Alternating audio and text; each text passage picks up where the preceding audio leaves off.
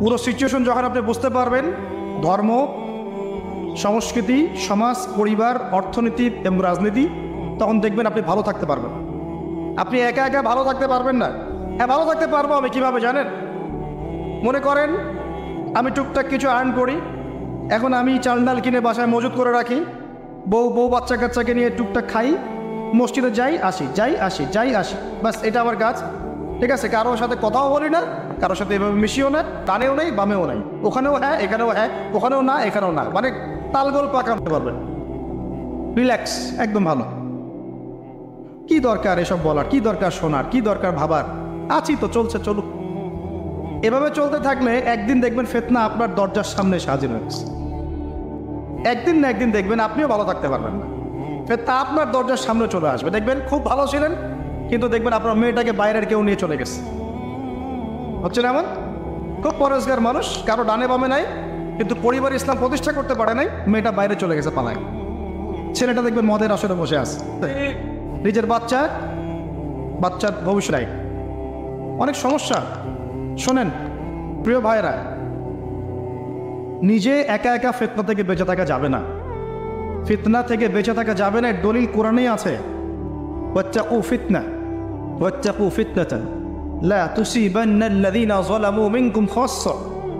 আল্লাহ বলছেন তোমরা সেই ফিতনা থেকে বেঁচে থাকো।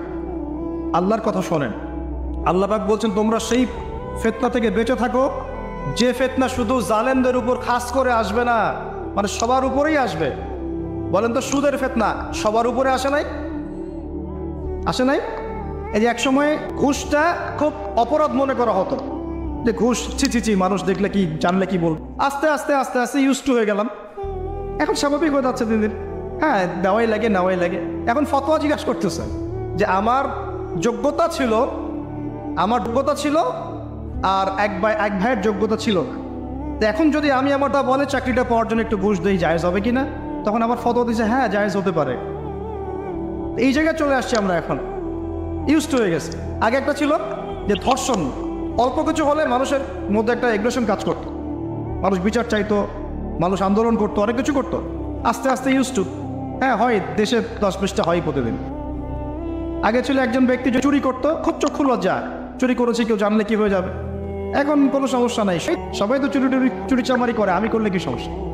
আগে ব্যবসা করতো মানুষ, মাপে কম দিলে একটু চক্ষু লজ্জা কাজ করতো, যে কেউ দেখে ফেললে, জেনে ফেললে কি হবে না হবে। এখন সবাই করে, আমিও করি, মানে যে সবাই করে আমিও করে, আস্তে আস্তে সব ইউজ টু করে ফেলা হয়েছে। প্রথম প্যালেস্টাইন ইস্যুগুলো নিয়ে মানুষ খুব উদ্বেগ ছিল, হ্যাঁ ওটা আমাদের জায়গা, এটা আমাদের ফেরাতে হবে, ফেরানোর চেষ্টা করতে হবে, ইত্যাদি। আস্তে আস্তে আচ্ছা ঠিক আছে যাও চল, আস্তে আস্তে হ্যাঁ ঠিক আছে, ইউজ টু। ওদেরই তো, ওরা শক্তিশালী, আমরা দুর্বল, এরকম হয়েছে। আস্তে আস্তে এই যে অবস্থা, এতে করে এক শ্রেণীর মানুষ ইফেক্টেড হবে না, পুরো উম্মার সবাই ইফেক্টেড হবে। আস্তে আস্তে এই সমস্যাগুলোর ফলাফল আপনার আমার বাসার দরজায় যদি না আসছে, নাম বেরবো ইনশাআল্লাহ। সবার দরজায় এই ফিতনাগুলো আসবে। এখন যে আপনার সামনে বসে আছে, এ তো আপনাকে দিন শেখাচ্ছে না, আপনাকে সার্কাস শেখাচ্ছে। তো প্রিয় ভাইয়েরা, সচেতন হন, এই দুনিয়ার জীবনটাকে নিয়ে হেলায় খেলায় নষ্ট করে দিয়েন না।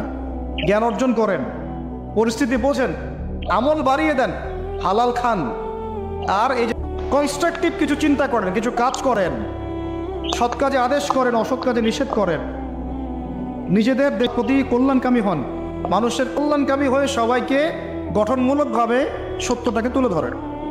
যার ইচ্ছা হবে সে সত্য স্বীকার করবে ইনশাআল্লাহ, যার ইচ্ছা হবে সে করবে না, অ্যাটলিস্ট আপনি আপনার দায়িত্বটুকু পালন করেন, উম্মাহ ঐক্যবদ্ধ করার চেষ্টা করেন। না পারেন তাও চুপ থাকেন, ঐক্যবদ্ধ করতে পারছে না কেউ, প্রত্যেকটা সেক্টরে এই সমস্যা চলছে টপ টু বটম। আল্লাহ পাক আমাদেরকে বোঝার তৌফিক দান করে নেন। আমার কথা কষ্ট পাচ্ছেন? পুরো সিচুয়েশন যখন আপনি বুঝতে পারবেন, ধর্ম, সংস্কৃতি, সমাজ, পরিবার, অর্থনীতি এবং রাজনীতি, তখন দেখবেন আপনি ভালো থাকতে পারবেন।